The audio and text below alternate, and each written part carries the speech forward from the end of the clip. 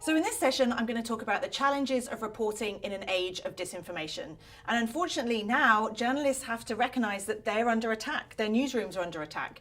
And this was a recent story about hackers who are actually getting into newsroom CMSs and then charging money so that people, disinformation agents, can write their own stories. So we live in very challenging times, and it's not just newsrooms.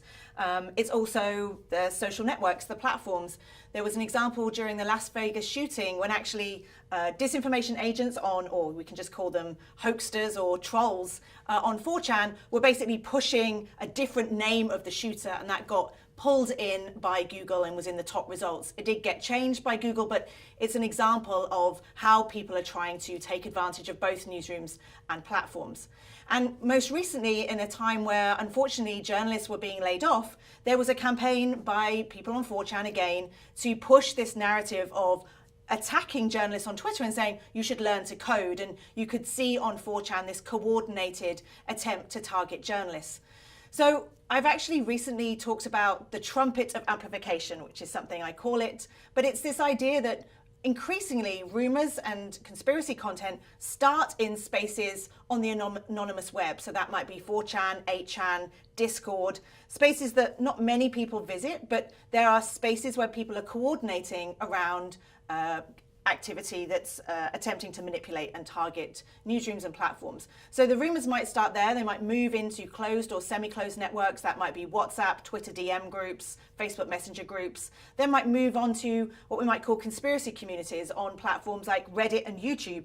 There is lots of great content on those spaces, but you also find communities that are gathered around conspiracy content. It might be places like Gab, looks like Twitter, but increasingly has become a place where people are going who have been kicked off Twitter or really believe they should have spaces to say whatever they want.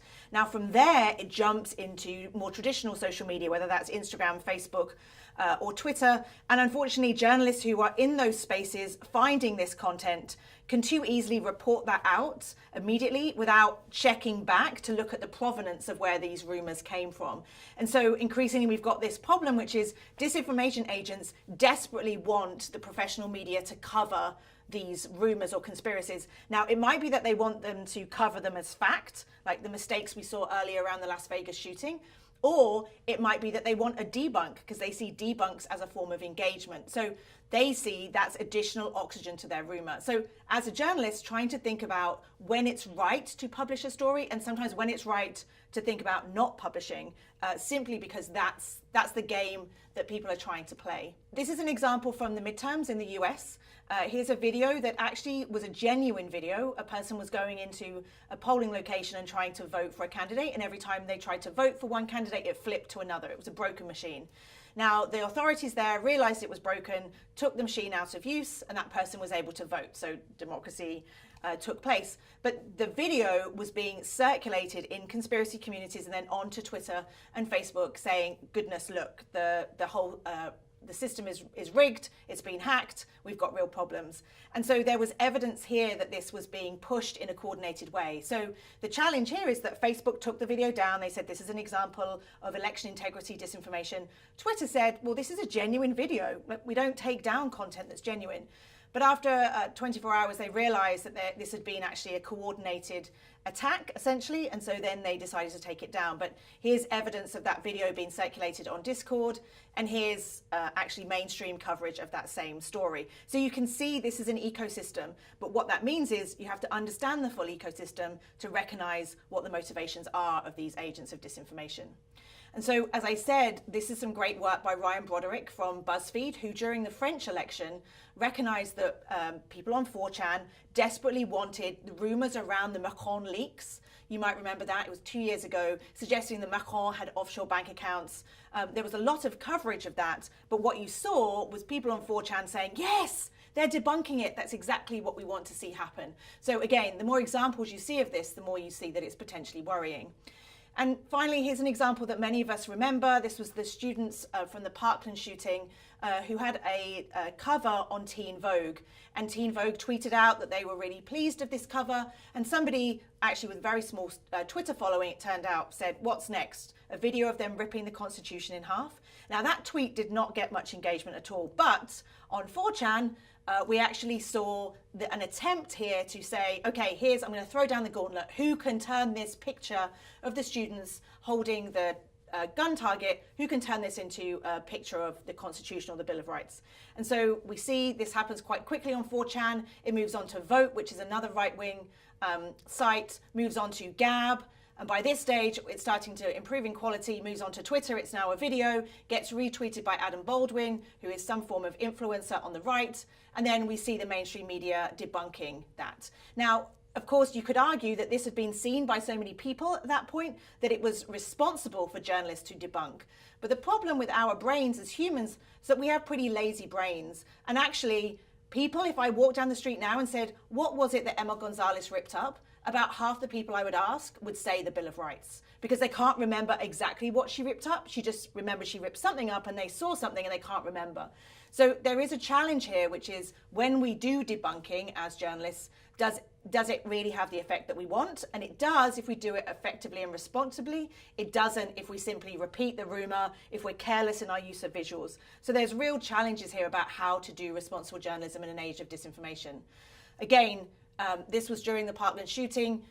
Trolls were reaching out to journalists on Twitter with the wrong name of the shooter, saying, I went to school with him, I can tell you about this guy. And a couple of large news organizations in the US ran with the wrong name. This is happening in ways that journalists have to be aware that they are targets. And again, during the Parkland shooting, this journalist from the Miami Herald had somebody create a fake account using her photo and name, and they changed the wording and sent it out as screen grabs. And she had to say, this wasn't me, they're fake tweets, I didn't send those tweets. And finally, the Miami Herald also became a victim when somebody took the story that the Miami Herald had written, photoshopped in another paragraph suggesting that there was going to be another shooting on another date, screenshotted it, and started circulating it in Snapchat. So, of course, the way that our brains work is you see the Miami Herald logo. Why would you even question this? And if you searched on Google for this actual headline, you would find that same headline. So this is the sophistication that we're seeing in terms of people trying to target journalists and newsrooms. So finally, what are the key learnings for newsrooms? The first one, being prepared, training journalists in disinformation tactics and techniques. And that's one of the things I've just tried to do here. Secondly, don't act as a stenographer. You have people who are desperately wanting you to repeat those rumors. Make sure that you're not doing that in your headlines or your tweets. Even if you actually explain it all in the wider context of the article, remember what people will just see in their Facebook feeds or on their push notifications. And as part of that, don't give disinformation additional oxygen. That's what people want you to do. And by doing a debunk, you are doing that. Now, that's not to say never debunk rumors. There's a lot of evidence that sometimes that really can work. But think about how you word that debunk, what images you use. And fourth, be aware and understand the implications of a networked audience. The audience that receives the information that you report has Google. They can go to Google or YouTube and search for the terms that you've used. If you're giving oxygen to certain communities or pretty niche beliefs, then remember that you're actually opening up the rabbit hole. That allows people to do more research themselves. So again, think about the terminology you use. Think about, are you adding legitimacy to viewpoints that would otherwise not be seen as legitimate? And finally, this is something that not everybody agrees with, but I think there's an argument about doing more reporting that helps explain the issues that are often subjects of disinformation campaigns. We end up being passive here and debunking after the fact. We know what some of the major rumors and conspiracies are around election integrity, around hate and different groups that are targets of disinformation. How can journalists think about doing more explainers and being prepared for those kind of rumors that we know are going to circulate?